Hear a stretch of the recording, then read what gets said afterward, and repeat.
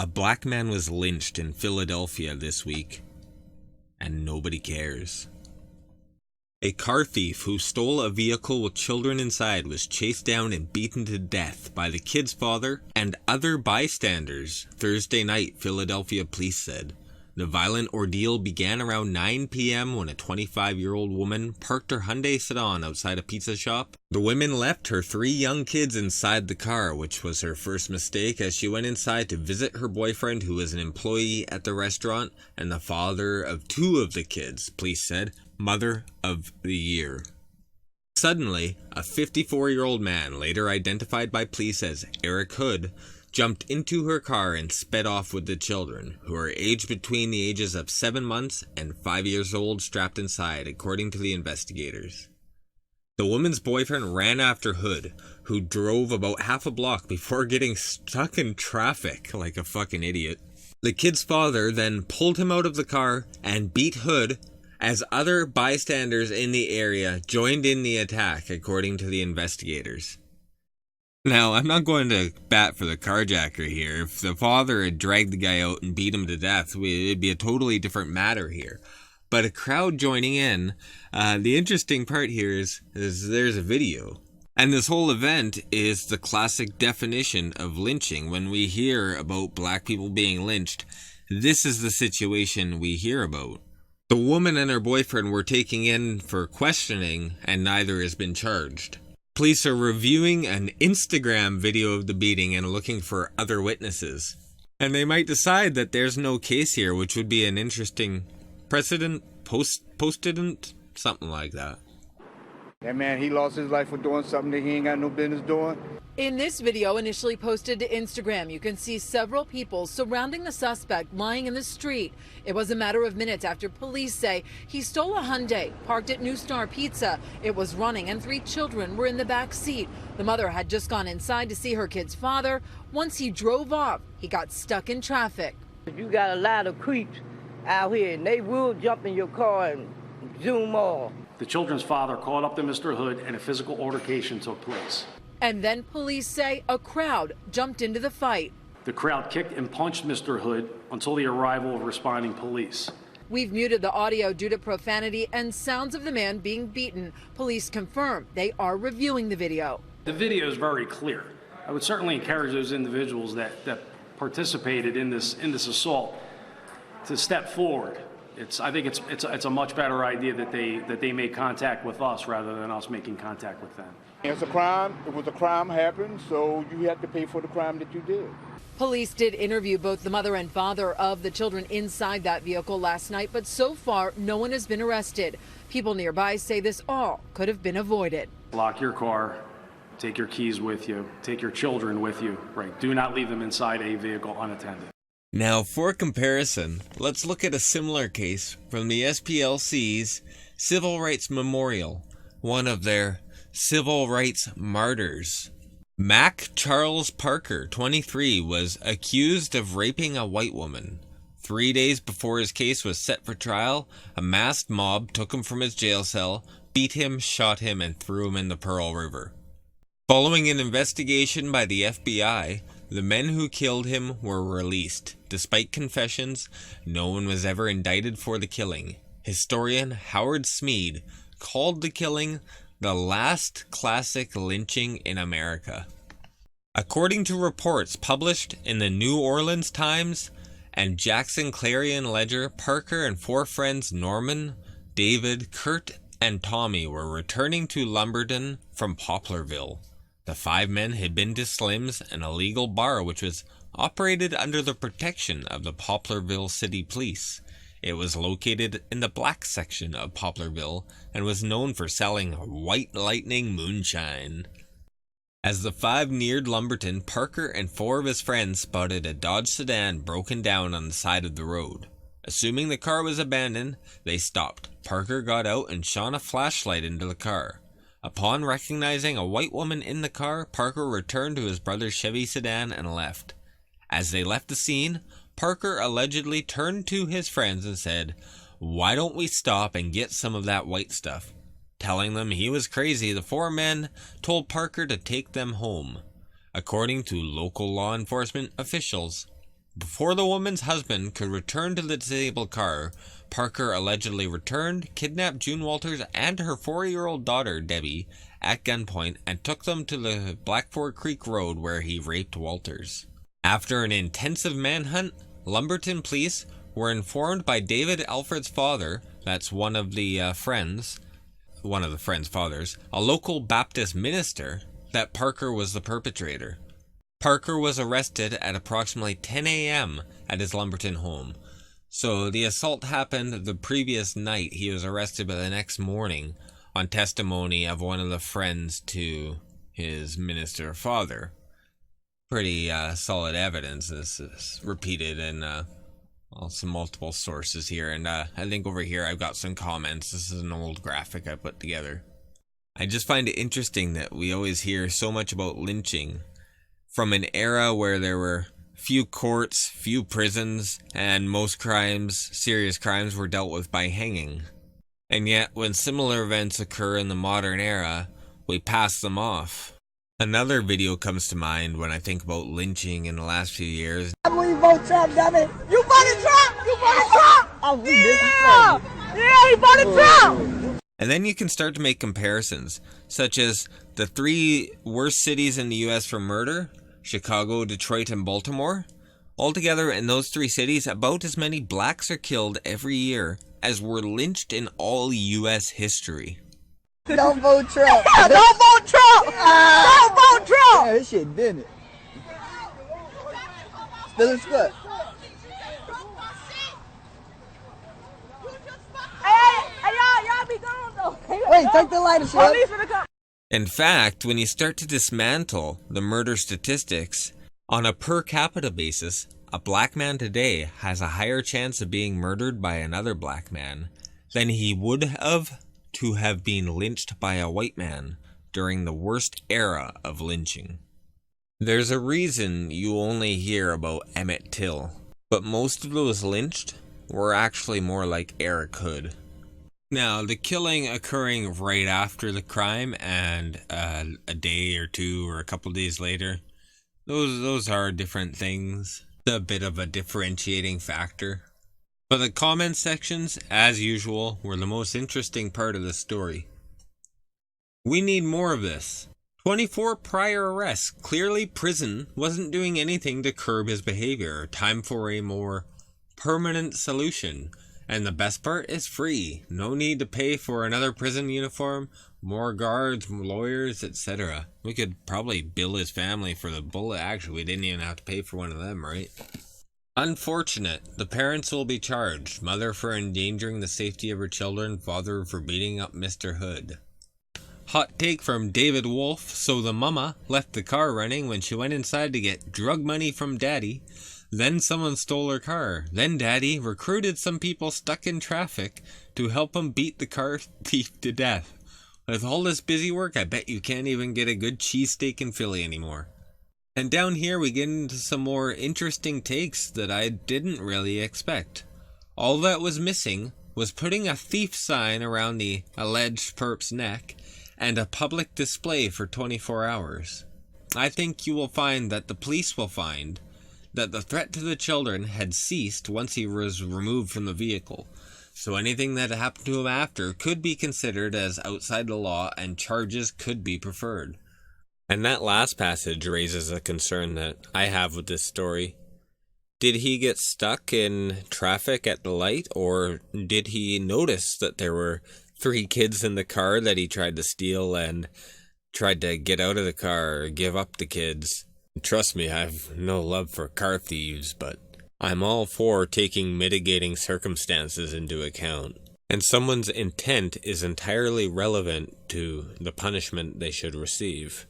And why should anyone come forward? The criminal got his day in public court, and rightly so. Wish more of this would happen with the same ending. You would have loved the witch burnings in Salem in the 1600s. Good. I'm damn glad they beat him so severely. He deserved to die for what he did. And this is where you get Facebook's new terms of service, I guess. 24 arrests and convictions. Sounds like the citizens took care of a problem the police were powerless against. Now, I don't completely disagree with this point of view either. What I disagree with is the indoctrination that's been forced on people that's kind of retconned the history of America into being this mass lynching that, white people were committing against black people. That's perpetuated to this day, that causes, I would guarantee, causes more deaths today than were caused in history by the act. And those acts almost unanimously against criminals. Whereas the victims of those perceived crimes today are largely innocents. They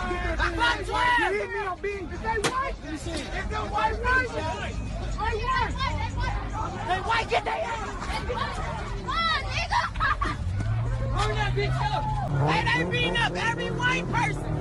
They jumping every white person. Man, no white person come down Sherman. They beat up every. They made the squad cars leave. You should be thankful, Watersheep. This is what your forefathers wanted for you, you know? Follow me. I said follow me. I know you're scared. I know that you're scared, but it will all be over very soon. Now jump. Alright, at this point, I had a hard time finishing the video. It took me a long time to try and figure out the message that I wanted to convey. Do I condemn this act, what they did here? Not really. Do I condone it? Not really. But I refuse to just fence it and leave you, my viewers, with more questions that I haven't even attempted to answer. And as seems to happen all the time in my work here, in my videos, that I find the answer when I'm doing something else, when I'm working on something else. What do we do? Quick, when he swings down, pull the vibrator at him. Now! What?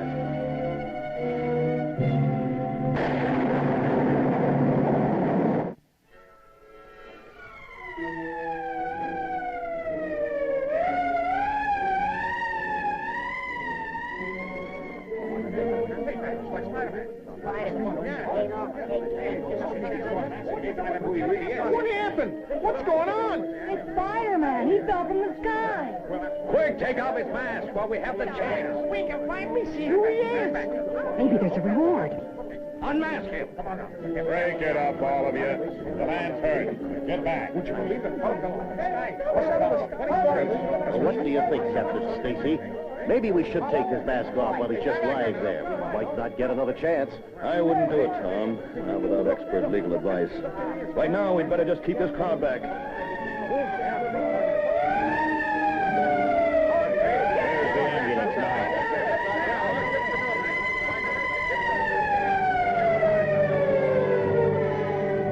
Unmask him. Unmask him. Now, before it's too late. Unmask him. Unmask him. Quick, before it's too late. Get him. Quick, before they take him.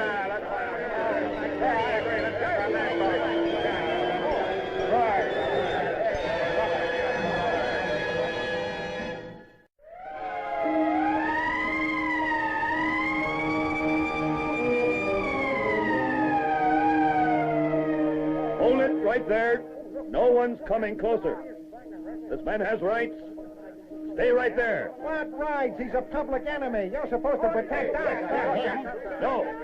Get back. The law protects everyone. We don't even know if he was committing a crime when he fell. He'll be safely locked up in the prison infirmary. Get back. That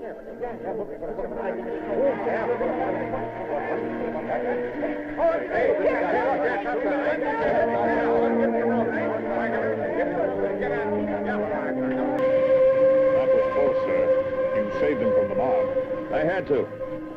A very similar scene to this shown in Spider-Man played out after the assassination of U.S. President James A. Garfield at the hands of Charles Julius Guiteau. Again, the police were present and, in fact, were first on the scene and were the only reason that the order of law filled its mandate. And also again, Charles Guiteau is not the typical civil rights martyr that we've been propagandized to envision at every invocation of the term lynching. And as one last side note on the topic, at his trial, the assassin sung about John Brown. And if you've seen my videos about the ICE facility firebomber, this is yet another interesting parallel between yet another assassinated president. In a civil society, it is preferential to defer justice to authorities either appointed or elected for the purpose, with a common set of rules and a definitive list of punishments for breaking each specific rule. However, such legal systems are a rarity in the world, even now. Lest we forget that the greater majority of the world doesn't operate under common law or anything similar, often operating on religious or even tribal laws. Justice stems from the inherent right to self-defense, and further extends to the protection of others, and extends further still to the protection of personal property. This extension from being a human right, which is self-defense, to one protected by a greater society, such as property, the protection of others, or protection from others. These extensions make justice a civil right. Where civil society, order, the rule of law, what is collectively referred to as the social contract, doesn't exist, is weak, or is broken down, then personal or tribal justice will necessarily fill the void. That is, justice systems built on retribution. Is Philadelphia, where this occurred, such a place where the social contract has broken down? I would argue yes, and it's been that way for a long time, at least within the black culture. In West Philadelphia, born and raised on the playground is where I spent most of my days. When a couple of guys who were up to no good started making trouble in my neighborhood. I got in one little fight.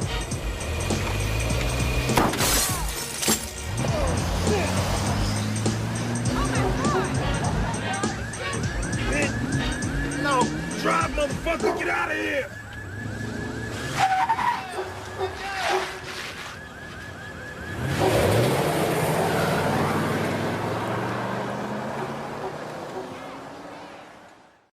Philadelphia has a murder solve rate below 40%. That is, about 40% of murders are solved. 60% go unsolved. That's about 50% lower than the national average, which is around 60%. Still quite dismal, isn't it? Although they're well above the dismal 20% solve rate of Chicago, and it dips lower. However, northern Philadelphia, where this happened, is quite segregated from the demographic dilutions of the broader area, and is thus 82% black, putting it in similar standing to South Side Chicago. Given the variety of statistics we're all often looking at here, as well as ground level observations, we can expect a practical splinter society, a community with sharply contrasting wealth, culture, belief in law and order, family values, and practically everything else that forms a society. Generally speaking, splinter societies do not expect or want police intervention, or at least this one. Their social contract is different from the one which is imposed on them by the state and national bodies of the white man's government. Let's hit him. Yeah, we got your ass. Oh, come on, Lord. Got your ass on camera. Shoot us. You gonna shoot us, bro? You pull that gun up. We got your ass on camera, nigga. Bro. Hey, say you finna shoot us. We pull out that shit, bro. Come on, Lord. Oh, my God. Get it back. Get back. Man, fuck, we ain't did shit. What the fuck is y'all doing? Don't you bite me. Come on, man. Don't fucking bite me. You just punched the man. What the fuck? 6-3 items bother me. Cars 3900 block the direction now. Yeah, I am called back up. For one motherfucker? Y'all scary as hell. 3925. Right, yeah. Ooh. Get the fuck back. Get the fuck back. Hey, don't worry about it. I'm gonna whack your ass. Hold this, bro. Hold this, bro. Get the phones out! I get it. You got that. Get his license plate, sure. He got touched. Hey, get your knee out. I swear to God. Damn, that shit. You don't supposed to put your motherfucker. They putting their knees in his face and everything. Hey, y'all some bitches. Y'all gonna die. Y'all gonna end up dead. All they bitch ass gonna end up dead. Look at him. Look at his face too. What's wrong with you, man? He just kicked him unconscious. Y'all put your hands on my He kicked him unconscious, man. Get out of here. That's why you ain't got no... Get away. So, what can I conclude from this story? Mob justice, what is referred to colloquially as lynching, is, after individual justice, the foundation of human justice, and is closely related to retribution. The modern state attempts to remove the spirit of revenge and personal retribution with a unified, ordered system intended to reduce false accusals and to standardize punishments. A system like this of checks and balances is preferable. However, factions of the American populace do not feel they're protected under the umbrella of the state. Personally, I feel this is an enculturated value. It can be traced back to figures like Malcolm X and black nationalist movements. It's become so prolific, entire neighborhoods can become engaged in this breakaway society. What do we do? He's scared. Can we know? They got their guns cocked. They're ready to kill us. They're ready to kill us. You're not in a striking position? Y'all see this shit? So you're not ready to jab nobody right now? They're ready to kill us. So you're lying and everybody can see it. They're ready to kill us. You're lying. Look. They are ready to kill me. They are ready to kill me with my daughter in my hand. When society doesn't have a system of law and order, they take it into their own hands. This leaves the same mob who riots when an unarmed black man is killed in police custody, yet will undertake to kill that same man themselves, given the same circumstances. But it's also important to approach this from the opposite angle. Looking back on those SPLC civil rights murders, to the frontier days when we didn't have the trappings of civility, or the resources we have today, before labor rights in an era when Americans died of famine and electrical lighting was a newfangled wonder, in the latter years of this lynching issue. For the same purpose, all united on the same goal, and that's to shut down this whole system. Yeah. The same goal is shut down capitalism. Yeah. All right? This is a revolutionary movement that we are part of. And we can't deceive the people. We can't lie about it. Because you could be a pastor and you could pick up a gun and shoot a cop. You could be a social justice worker and you could pick up a rock and smash a military man in the head. It don't matter who you are. You could be white, you could be black, you could be Mexican, you could be disabled, you could be a same-gender loving man. It doesn't matter. You can still pick up something and fight this struggle. And that's what this is a struggle. So y'all gotta understand, it don't matter how we act. It don't matter if we're revolutionaries. It don't matter if we're activists in the communities. They're not targeting activists. They're not targeting revolutionaries. They're targeting colonized and poor people. All of us. They're targeting us because we're colonized and they have the power. Black lives will never matter until we have black power. Black lives will never matter until we have black power. A future video will feature a professor named Mary Rowe, ombudsman at MIT for around 40 years, and U.S. federal labor negotiator. She specialized in conflict resolution, that is, negotiating with striking unions and so forth. Her research indicated that in any given group, around 30% of people would seek violence as their primary method of conflict resolution. And dealing with situations not just like Nepalese monks lighting stuff on fire, but also Harvard bomb threats, when business administration and organization were a world-changing field. She was one of the preeminent minds. And it's likely that this number, in my opinion, it's likely that this figure could be changed by Some enculturation, culture could change the propensity toward violence in a scenario, but it's not going to eliminate it, and thus, this behavior will always remain, to some extent, human nature, and we must have a civil society to prevent it. And when civil society fails, so too do the vestiges of that society. I'm grateful to you, Spider-Man. I never really believed you'd throw in with their kind. You may be certain that I'll testify in your behalf when the time comes. In my behalf? You mean you expect me to stay here, a prisoner, till I come to trial? Of course. It's your chance to clear yourself. What are you doing? I'm leaving. My shoulder's okay now. You're safe, and prison depresses me. If I stick around, they might try to unmask me. And strangely enough, I do rather enjoy running around in a hot costume, swinging from building to building.